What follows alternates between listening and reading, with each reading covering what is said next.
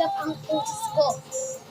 Sinabi kong maglinis sa maglinis, na maglinis sa mga linis, hindi niyo magawa.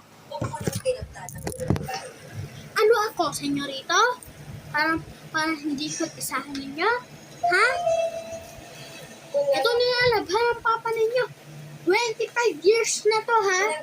Hindi niyo pa nalalabhan. Hindi niyo pa nalalabhan. Ikaw, Lita ka.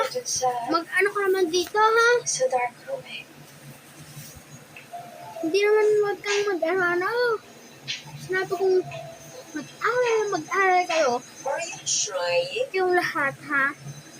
Lalo ka na, Lita. to insinuate something? Mag-aral ka na mag-aral dapat. Kung hindi po ganong klaseng tao si Ate Emma. Para pagkalaki mo, hindi ka tamarin. Yes. Para pagkalaki mo, hindi ka tamarin, ha? Hindi ka tamad ka na eh. Kung na sa sarili yung gumagawa dito. Ay, nako.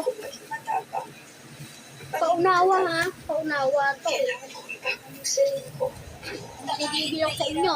Kahit masakit, hindi ako susuko.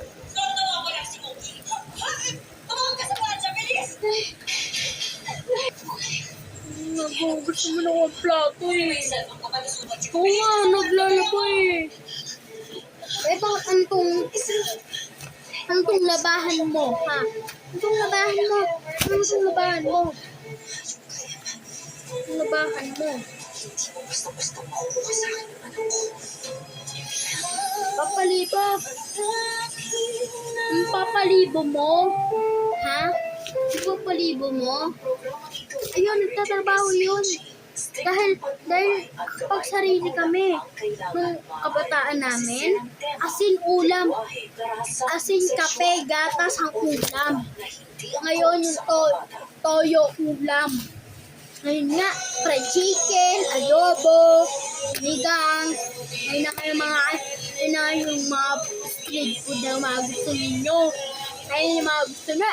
Pero, pagka tapos kumain, tatambak nyo lang dyan sa akin. Tatambak mo lang dyan sa lamesa. Tapos, hindi nyo palalabhan, ha? Hindi nyo palalabhan. Ako, nangmumuro na ako sa inyo. Labahan mo to. Ako nang gigigil sa inyo, ha?